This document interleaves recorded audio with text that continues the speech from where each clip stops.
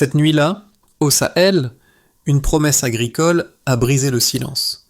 Sur la télévision nationale, l'annonce d'un projet colossal contraste avec l'image d'un pays longtemps associé aux pénuries, aux sécheresses répétées et à la dépendance extérieure. Que signifie, pour les familles et pour l'avenir du Burkina Faso, cette ambition portée par Ibrahim Traoré?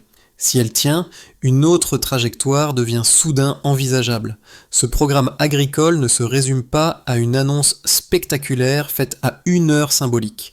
Il engage une promesse centrale, offrir une stabilité alimentaire durable, là où l'incertitude a longtemps dicté le quotidien. Pour un pays confronté à des sols fragiles, à des pluies imprévisibles et à une pression démographique constante, l'enjeu dépasse la simple culture d'un fruit. Il s'agit de tester la capacité collective à transformer une contrainte structurelle en levier d'autonomie. L'intérêt pour l'observateur est clair. Comprendre comment une initiative pensée à grande échelle peut produire des effets concrets à partir de gestes locaux, répétés et adaptés. Derrière l'objectif affiché, le risque est réel. Si le projet échoue, il renforcera le scepticisme déjà présent autour des grandes promesses agricoles en zone sahélienne. S'il progresse, même lentement, il pourrait modifier la manière dont le Burkina Faso envisage sa sécurité alimentaire et son rapport à l'aide extérieure. Tout se joue donc dans l'écart entre l'ambition formulée et la capacité à tenir dans la durée. En quelques semaines seulement, plus de 20 villages ont accepté de participer, malgré l'aridité du Sahel. Ce chiffre, limité à l'échelle nationale, a suffi à signaler une rupture. L'annonce n'était plus seulement un discours, mais un début d'exécution observable. À partir de ce point, le décor réel du projet s'est imposé. Le Burkina Faso fait face depuis des décennies à une combinaison sévère de sols appauvris, de nappes phréatiques fragiles et de saisons des pluies trop courtes pour soutenir des cultures exigeantes. Dans le Sahel burkinabé, chaque récolte dépend d'un équilibre instable entre chaleur extrême, vent sec et précipitations irrégulières. C'est dans ce cadre que l'objectif de planter 15 millions de bananiers, porté publiquement par Ibrahim Traoré, a été perçu par de nombreux observateurs étrangers comme incompatible avec les contraintes locales. Pourtant, sur le terrain, un récit différent a émergé. Dans plusieurs villages, des groupes de jeunes ont commencé à défricher des bandes de terre abandonnées, épaulés par des agriculteurs expérimentés. Ceux-ci partageaient des gestes précis, orienter les jeunes plants pour réduire l'impact du sable, creuser des rigoles sommaires pour retenir l'humidité, surveiller les premières feuilles afin d'anticiper le dessèchement. Ces initiatives restaient fragmentées, mais elles donnaient une première cohérence au programme. En parallèle, les critiques internationales rappelaient les échecs agricoles passés, l'absence d'infrastructures hydrauliques modernes et la dépendance persistante aux aides extérieures. Ce contraste a installé une tension centrale, prudence technique d'un côté, espoir pragmatique de l'autre. Dans les villages, l'annonce a souvent été reçue non comme une garantie de succès, mais comme une possibilité concrète de sortir du cycle du manque. Ce décalage entre regard extérieur et dynamique locale explique pourquoi le projet a continué à avancer malgré les doutes. La question ouverte reste entière. Cette mobilisation initiale peut-elle résister aux premières épreuves du climat et du temps ? À mesure que le programme prenait forme, certains visages sont devenus des points d'ancrage pour les équipes locales. Dans la région de Kaya, un ancien agriculteur, reconnu pour sa capacité à maintenir des cultures malgré les vents secs, s'est imposé comme formateur improvisé. Il ne donnait pas de longues consignes théoriques. Il montrait comment orienter les plants pour casser la force du sable. Comment renforcer la base avec une terre plus compacte? Comment observer la couleur des feuilles pour décider d'agir ou d'attendre? Autour de lui, des jeunes reproduisaient les gestes, puis les transmettaient à d'autres villages. Plus au nord, près d'Ouahigouya, un autre modèle a émergé. Un collectif de femmes, habituées au jardin maraîcher, a proposé d'organiser les parcelles en blocs collaboratifs. Les tâches étaient réparties, l'arrosage tournant, les pertes notées dans un registre simple. Cette méthode, encore artisanale, a circulé rapidement, car elle répondait à une contrainte immédiate, faire mieux avec peu de moyens. Chaque amélioration, même minime, renforçait l'idée que le projet pouvait s'adapter plutôt que s'imposer. Ces figures locales n'ont pas transformé les résultats du jour au lendemain, mais elles ont produit un effet précoce essentiel, déplacer l'attente. Les villages ne comptaient plus uniquement sur des directives venues du sommet ou sur les discours associés à Ibrahim Traoré. Ils ajustaient, expérimentaient et corrigeaient selon leurs ressources réelles. Cette dynamique a modifié la perception du programme. Il n'était plus seulement une ambition nationale, mais une série de décisions quotidiennes. Le véritable impact initial tient là, apprendre en marchant avant même de réussir pleinement. L'activation du programme a d'abord pris la forme d'une effervescence maîtrisée. Dans plusieurs villages, les premières journées ont été marquées par une mobilisation rapide. Fosses creusées à la chaîne, alignement tracé au cordeau, jeunes plans mis en terre sous la supervision des anciens. Les outils circulaient sans pause, les consignes étaient répétées à voix haute et chaque geste semblait chargé d'une importance nouvelle. Cette phase initiale donnait l'impression d'un pays entrant dans une expérimentation collective où la vitesse comptait autant que la précision. L'élan était visible, porté par l'idée que le temps jouait enfin en faveur des habitants. Puis était venu le choc. Quelques semaines plus tard, la sécheresse a frappé plus tôt que prévu. En quelques heures, les feuilles des jeunes bananiers se sont recroquevillées sous la chaleur. Les rigoles creusées avec soin n'ont pas suffi à retenir l'humidité. Dans certains villages, des dizaines de plants ont jauni presque simultanément, provoquant un sentiment d'échec brutal. Les discussions ont changé de ton. L'enthousiasme des débuts a laissé place à des interrogations plus lourdes. Fallait-il continuer à investir du temps et de l'énergie dans un projet qui montrait déjà ses limites ? Cette phase critique a été amplifiée par la circulation de critiques extérieures. Relayée par les radios locales, elle rappelait les contraintes structurelles du Sahel et présentait le programme comme irréaliste. La pression psychologique s'est accumulée. Les plans mouraient, les doutes s'installaient et l'idée d'un abandon partiel a commencé à circuler. Pour beaucoup, ce moment a marqué la frontière entre l'adhésion symbolique et l'engagement réel. Pourtant, le projet ne s'est pas effondré. Dans plusieurs localités, des groupes réduits ont continué à travailler malgré l'épuisement. Ils ont protégé les plants survivants avec des brise-vents de fortune, testé différentes profondeurs de plantation et observé attentivement les zones où l'humidité persistait un peu plus longtemps. Cette résistance discrète n'a pas inversé immédiatement la tendance, mais elle a empêché une rupture totale. Certains plans tenaient encore, parfois grâce à des choix improvisés mais efficaces. C'est à partir de ces observations que la phase de réorganisation a commencé. Les villages ont comparé leurs échecs, identifié les parcelles les moins exposées et partagé les ajustements qui semblaient fonctionner. Les échanges entre communes se sont intensifiés par des visites improvisées ou des notes manuscrites. Cette circulation rapide de l'expérience a redonné une cohérence au programme. L'intervention publique d'Ibrahim Traoré, rappelant que la transformation dépendait autant de la discipline collective que de l'ambition initiale, a renforcé cette orientation. Le passage de l'activation au choc, puis à la réorganisation, a redéfini la nature du projet. Il n'était plus une promesse linéaire, mais un processus d'adaptation continue où chaque revers devenait une donnée à intégrer plutôt qu'un signal d'abandon. Au départ, le constat était extrêmement dur. Dans plusieurs villages du Nord, près de 50% des jeunes plants ont dépéri en quelques semaines. Ce taux traduit une exposition directe à l'évaporation rapide et au stress hydrique initial. Ce premier indicateur a agi comme un révélateur brutal. Il montrait que les méthodes employées lors de l'activation ne pouvaient pas soutenir une culture aussi exigeante sans ajustement profond. Les sols sableux, combinés au vent sec, accéléraient la perte d'humidité dès les premières heures suivant l'arrosage. Pour les équipes locales, cette donnée n'était pas abstraite. Elle se lisait dans les feuilles recroquevillées, dans les tiges affaiblies et dans la répétition des pertes malgré l'effort fourni. La trajectoire a commencé à changer avec l'introduction ciblée de l'irrigation goutte à goutte alimentée par des systèmes solaires. Sur les parcelles concernées, la mortalité des plants est devenue nettement inférieure à celle observée lors des premières semaines.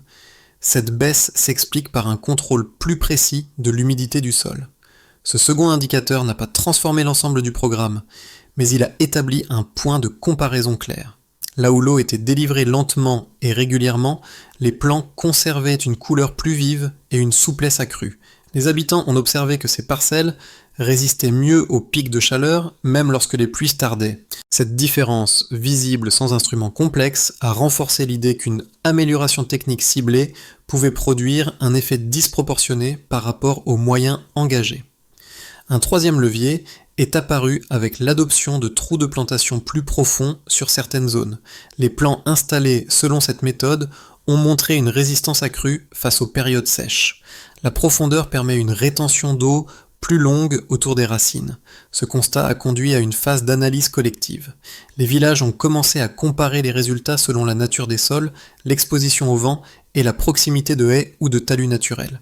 Dans les communes les plus organisées, des tableaux rudimentaires ont été tenus chaque semaine pour noter l'état des feuilles et la vitesse de reprise après les pluies éparses. Cette documentation, encore imparfaite, a servi de base à des ajustements continus, orientation des rangées, renforcement des brise-vents, adaptation des horaires d'arrosage.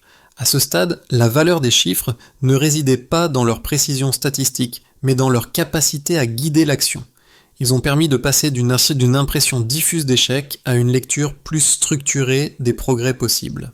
Cette approche pragmatique a été régulièrement mise en avant par Ibrahim Traoré lors de ses interventions publiques, insistant sur l'importance d'apprendre à partir des écarts observés plutôt que de viser immédiatement un succès total. La bascule essentielle se situe ici. Le projet est passé d'une promesse fragile à une dynamique appuyée sur des améliorations mesurables. Les pertes initiales n'ont pas disparu, mais elles ont cessé d'être perçues comme une fatalité.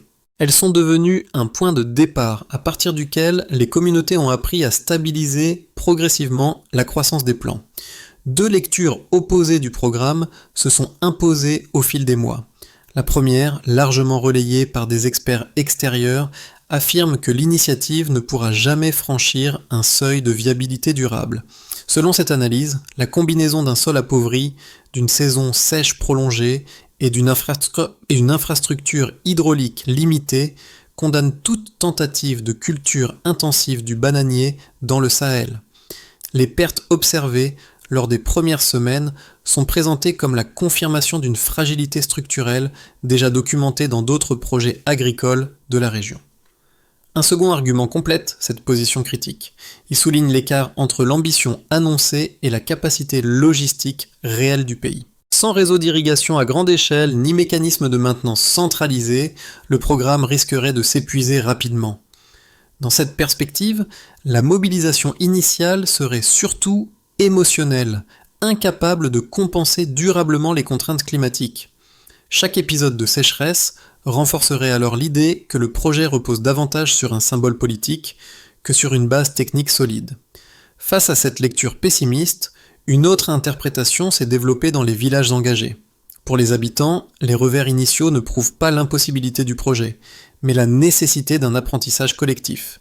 Les ajustements observés, irrigation solaire ciblée, protection contre le vent, amélioration des méthodes de plantation sont perçus comme des réponses concrètes à des contraintes bien réelles. Cette approche repose moins sur des modèles théoriques que sur l'expérience directe et la répétition des gestes efficaces.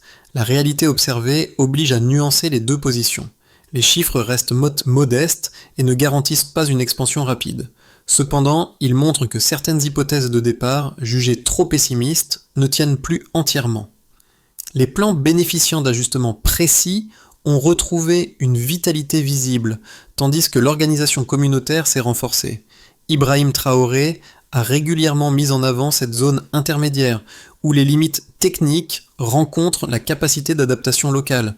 Le débat ne se résout donc pas entre succès et échec, mais dans l'équilibre fragile entre contraintes environnementales et apprentissage collectif progressif. Le changement ne tient pas à une annonce spectaculaire, mais à une coordination nouvelle des pratiques déjà testées. Là où les techniques restaient isolées, elles ont commencé à être appliquées ensemble. Une irrigation solaire ciblée, des trous de plantation plus profonds et des brise-vents renforcés par des haies locales. Cette combinaison a modifié la trajectoire de plusieurs parcelles, non pas en supprimant les pertes, mais en ralentissant leur accumulation. Le projet a cessé de réagir au climat, il a commencé à l'anticiper partiellement. Cette bascule a changé la perception des équipes locales. Les villages ne parlaient plus seulement de survie des plants, mais de stabilité relative. Les discussions ont glissé vers l'organisation du travail, la maintenance des dispositifs et la transmission des méthodes efficaces. Le programme est entré dans une phase moins émotionnelle, plus méthodique. Cette transition marque un point médian essentiel. L'initiative n'est plus une expérimentation chaotique, sans être encore un modèle consolidé. Dans ses prises de parole, Ibrahim Traoré a souligné cette évolution discrète. Il n'a pas mis en avant un succès final, mais une capacité nouvelle à tenir dans le temps. Ce positionnement a renforcé l'idée que la transformation ne se mesurerait pas en résultats immédiats, mais en continuité des efforts. À ce stade, une question devient centrale. Cette stabilité naissante peut-elle produire des effets tangibles au-delà des parcelles pilotes ? Les effets du programme ont commencé à se manifester bien avant toute généralisation, touchant différemment 4 groupes clés. Le premier est celui des familles rurales, directement exposées aux aléas climatiques. Dans plusieurs villages, la survie accrue d'une partie des plants a permis d'envisager des récoltes partielles, modestes mais régulières. Cette perspective a réduit la dépendance immédiate aux achats extérieurs et a réintroduit une forme de prévisibilité dans des foyers habitués à l'incertitude. Le changement n'est pas spectaculaire, mais il agit comme un amortisseur psychologique face aux périodes de pénurie. Le deuxième groupe concerne les petites activités économiques locales. Les coopératives, souvent animées par des femmes, ont trouvé dans la stabilisation progressive des parcelles une base pour développer des transformations à faible échelle. Par exemple, des bananes séchées, des produits dérivés destinés aux marchés locaux et des circuits courts informels. Ces initiatives ont créé des revenus complémentaires et renforcé les compétences organisationnelles. L'impact reste fragile, mais il montre comment une amélioration agricole limitée peut produire un effet d'entraînement économique lorsqu'elle est collective et structurée. Le troisième groupe est celui des jeunes. Leur implication dans les formations et dans la maintenance des dispositifs a modifié les relations intergénérationnelles. Les anciens transmettent des pratiques d'adaptation, tandis que les plus jeunes expérimentent et diffusent rapidement les méthodes efficaces. Cette dynamique a offert une alternative concrète à l'exode en donnant un rôle visible et utile à une population souvent marginalisée dans les projets agricoles traditionnels. Pour beaucoup, participer à cette phase du programme signifie rester et construire plutôt que partir. Enfin, le quatrième groupe regroupe les acteurs institutionnels locaux. Les responsables municipaux ont observé que la progression, même lente, des plans influençaient la gestion de l'eau et des sols. Des réunions intervillages se sont multipliées, des relevés réguliers ont été instaurés, et des priorités communes ont émergé. Cette structuration inattendue a donné au programme une dimension de gouvernance locale, où la coordination devient aussi importante que la technique. Les interventions publiques d'Ibrahim Traoré ont renforcé cette lecture en insistant sur la discipline collective comme condition de durabilité. Pris ensemble, ces effets dessinent un paysage contrasté. Aucun groupe ne peut encore parler de transformation achevée. Pourtant, chacun perçoit un gain spécifique, stabilité émotionnelle pour les familles, diversification pour les activités économiques, perspective d'ancrage pour les jeunes et capacité de planification pour les institutions. C'est cette convergence partielle qui donne au projet sa crédibilité actuelle. La question qui s'impose désormais est simple. Ces effets fragmentés peuvent-ils s'additionner pour soutenir une trajectoire durable à l'échelle nationale ? À partir des tendances observées, 3 trajectoires plausibles se dessinent pour les mois à venir. Elles ne prédisent pas l'avenir. Elles aident à raisonner. Dans le scénario de base, les pratiques actuelles se maintiennent sans accélération majeure. L'irrigation solaire reste concentrée sur certaines parcelles, les méthodes de rétention d'eau sont appliquées de façon inégale, et la coordination intervillage progresse lentement. Les plants gagnent en robustesse, mais demeurent sensibles aux épisodes climatiques extrêmes. Les communautés parviennent à stabiliser une partie de la production, suffisante pour préserver l'élan collectif et soutenir les coopératives locales. Les avancées sont modestes, mais cumulatives. Le projet reste fragile, tout en évitant le retour à la situation initiale. Dans le scénario plus favorable, la diffusion des techniques efficaces s'intensifie, les formations sont mieux coordonnées, la maintenance des dispositifs solaires devient plus régulière et les échanges d'expériences entre communes s'accélèrent. Les plans affichent une croissance plus homogène et les récoltes partielles deviennent plus fréquentes. Les coopératives féminines élargissent leur capacité de transformation, attirant des partenaires régionaux. Cette dynamique ne supprime pas les contraintes du Sahel, mais elle permettrait au programme de passer d'une phase expérimentale à un modèle reproductible, capable d'être étendu progressivement.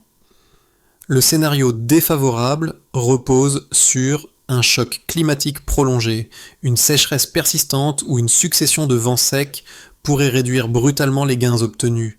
Les plants les plus jeunes seraient les premiers touchés, fragilisant les parcelles déjà instables. Si la démotivation s'installe, les ressources humaines essentielles à la maintenance pourraient se disperser. Le programme n'échouerait pas immédiatement, mais entrerait dans une phase de ralentissement sévère, nécessitant un recentrage sur un nombre limité de zones plus résilientes. Ces trois trajectoires ont un point commun. Aucune ne dépend d'un événement spectaculaire. La variable décisive reste la capacité à préserver la cohérence du travail collectif. Si les pratiques déjà acquises sont maintenues et partagées, même un contexte difficile peut être partiellement absorbé. Dans le cas contraire, les progrès resteront ponctuels et vulnérables. L'enjeu n'est donc pas de choisir une trajectoire idéale, mais d'adopter une manière de penser le projet comme un processus conditionnel. Si la coordination tient, alors la stabilité progresse. Si elle se délite, alors les limites reprennent le dessus. Au-delà des chiffres et des scénarios, le programme agit comme un révélateur pour ceux qui l'observent, au Burkina Faso comme ailleurs. Il montre comment une transformation peut émerger sans garanties immédiates, portée par une accumulation de gestes plutôt que par une solution unique. Pour le spectateur extérieur, cette dynamique invite d'abord à revoir certaines attentes. Le changement n'est ni rapide ni linéaire. Il se construit dans la durée, à travers des ajustements répétés face à des contraintes persistantes. Pour les habitants concernés, l'effet est plus intime. Les familles rurales perçoivent dans la survie accrue des plans une forme de sécurité émotionnelle nouvelle. Même limitée, la perspective de récolte partielle atténue l'angoisse liée aux périodes de pénurie. Les jeunes, eux, trouvent dans les formations et les expérimentations un espace de responsabilité. Participer au maintien des parcelles leur donne un rôle visible et utile, renforçant leur sentiment d'appartenance à une trajectoire collective. Les coopératives féminines, déjà engagées dans d'autres activités agricoles, voient dans la stabilisation progressive du projet une opportunité d'élargir leurs compétences. La transformation des produits dérivés devient un terrain d'apprentissage économique et organisationnel, avec des effets concrets sur l'autonomie locale. Ces évolutions restent fragiles, mais elles modifient la manière dont les communautés se projettent. Pour le spectateur, deux pistes de réflexion se dégagent. La première concerne la valeur de l'engagement collectif dans des environnements hostiles. La seconde interroge la manière dont des initiatives locales, souvent jugées insuffisantes à distance, peuvent produire des effets cumulés lorsqu'elles sont observées à l'échelle du quotidien. Le programme ne demande pas d'adhésion aveugle. Il propose un cadre pour réfléchir à ce que signifie persévérer lorsque les résultats tardent. Ce déplacement du regard constitue peut-être l'un de ses effets les plus durables. Pour consolider les avancées obtenues, le programme doit entrer dans une phase plus structurée, sans perdre la souplesse acquise sur le terrain. L'enjeu n'est plus d'expérimenter au hasard, mais d'organiser ce qui fonctionne déjà. Sous l'impulsion d'Ibrahim Traoré, plusieurs axes d'action se dégagent, fondés sur une répartition claire des rôles et des responsabilités. Le premier axe concerne l'observation régulière. Dans les villages, des comités identifient les parcelles les plus résilientes et établissent un calendrier d'entretien hebdomadaire. L'état des feuilles, la couleur des tiges et la fréquence des arrosages sont notés de manière systématique. Ces relevés simples servent d'indicateurs précoces permettant d'ajuster les pratiques avant que les pertes ne s'accumulent. Le deuxième axe porte sur la transmission ciblée des savoirs. Des agriculteurs expérimentés animent des sessions courtes centrées sur des gestes précis: protection contre le vent, profondeur optimale des trous de plantation, usage rationnel de l'irrigation solaire. Les villages les plus avancés accueillent ces formations afin d'accélérer la diffusion des méthodes éprouvées. Le critère de réussite reste concret: réduire visiblement le nombre de plants flétris durant les premières semaines. Un troisième axe concerne la maintenance collective. Les équipes locales vérifient régulièrement les dispositifs goutte à goutte, organisent les réparations et harmonisent les horaires d'arrosage. Ce suivi évite que des pannes mineures ne compromettent des semaines d'efforts. Enfin, les groupes féminins et les communes coordonnent les premières chaînes de transformation et de collecte. L'objectif n'est pas l'expansion rapide, mais pas la continuité. Ibrahim Traoré a insisté sur ce point. La durabilité dépend moins d'un saut spectaculaire que de la capacité à rendre ces mécanismes reproductibles et fiables dans le temps. Dans plusieurs villages, les gestes transmis au début du programme sont devenus des repères silencieux. Protéger un plant du vent, creuser une rigole plus profonde et observer la feuille avant d'arroser. Ces actions simples, enseignées par quelques figures locales, ont fini par incarner bien plus qu'une technique. Elles sont devenues le symbole d'une persévérance collective face à un environnement longtemps perçu comme immuable. Ce fil conducteur traverse aujourd'hui l'ensemble du projet. Les bananiers qui tiennent encore debout ne représentent pas seulement des plants sauvés, mais la preuve tangible qu'un effort répété peut modifier une trajectoire jugée impossible. Lorsque Ibrahim Traoré évoque l'avenir du programme, il revient souvent à cette idée de continuité entre les débuts fragiles et les progrès actuels. Les améliorations observées ne sont ni rapides ni définitives. Elles sont le résultat d'une accumulation patiente, faite de corrections, d'échecs acceptés et de savoirs partagés. Dans la saison sèche, les feuilles redevenues plus vertes rappellent que la transformation ne naît pas d'un moment spectaculaire, mais d'une capacité à tenir lorsque l'enthousiasme retombe. Ce rappel est central. Le projet ne s'est jamais appuyé sur une certitude de succès, mais sur une volonté de ne pas abandonner au premier revers. Ce qui a commencé par quelques gestes isolés a ouvert un horizon plus large. Et cet horizon repose sur une idée simple. La constance peut devenir une force. Au terme de ce parcours, le programme ne se présente ni comme un modèle achevé, ni comme une promesse à applaudir sans réserve. Il apparaît plutôt comme un espace d'observation partagé où se croisent contraintes environnementales, apprentissage collectif et choix politiques assumés. Ce que révèlent ces mois d'efforts, ce n'est pas seulement la capacité d'un pays à cultiver dans un milieu hostile, mais sa manière de redéfinir la valeur de la persévérance. Pour ceux qui suivent cette trajectoire, l'enjeu dépasse le cas du Burkina Faso. Il interroge la façon dont les sociétés évaluent leurs propres initiatives. Attend-on des résultats immédiats ou accepte-t-on des progrès lents mais cumulés? Observe-t-on uniquement les chiffres finaux ou aussi les transformations intermédiaires qui modifient les comportements, les relations et les attentes? Dans ce cadre, le rôle du spectateur n'est pas passif. Regarder, c'est comparer, questionner, discuter. C'est aussi reconnaître que certaines dynamiques ne prennent sens qu'avec le temps. La question reste ouverte et elle s'adresse à chacun. Comment juger une transformation encore incomplète sans la condamner trop tôt ni l'idéaliser trop vite?